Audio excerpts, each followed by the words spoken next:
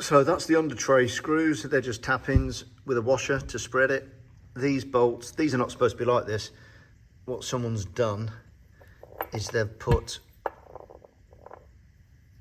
a nut over a bolt, as you can see, mega loose, just as a spacer, because these are too long.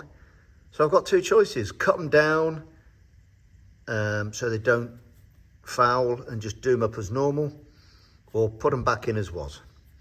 And I don't like bodging things, so I'll probably end up chopping these off, making the bolts a little bit shorter and doing away with the nuts they've used as spacers to take up the length of the bolt.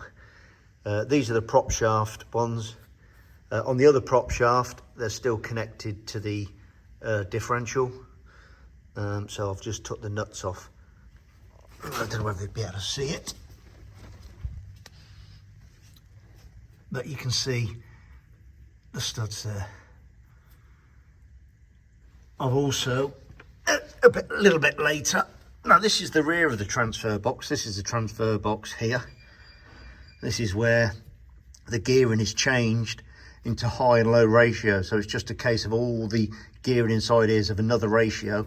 That makes it like a crawler. So you could go from high ratio on the motorway.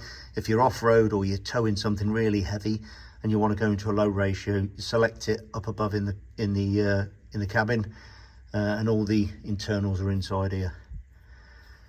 And then obviously the output shaft here goes onto the prop shaft, and the prop shaft turns, obviously coming off the drive of the engine. Yep, so you've got the engine drive, goes into the transfer box, the shaft connects in here, comes out via the prop shaft. The prop shaft joins to the front axle, so you've got your four-wheel drive. There's the gearbox. I'm gonna have to undo all of these nuts all the way around, nuts and bolts. There is nuts on them, and there's also bolts as well, where the bolts will stay, the studs will stay in, and you disconnect by the nuts, and there's some that actually go through nut and bolt. Slave cylinder there for the clutch. That'll have to get disconnected. Only needs to get disconnected on the oil feed in.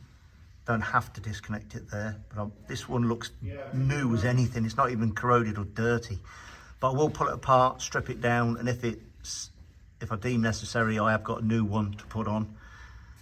Exhaust pipe's got to come off, and where the 90 elbow is up there, there's a flange, so I'd have to disconnect it, drop the pipe.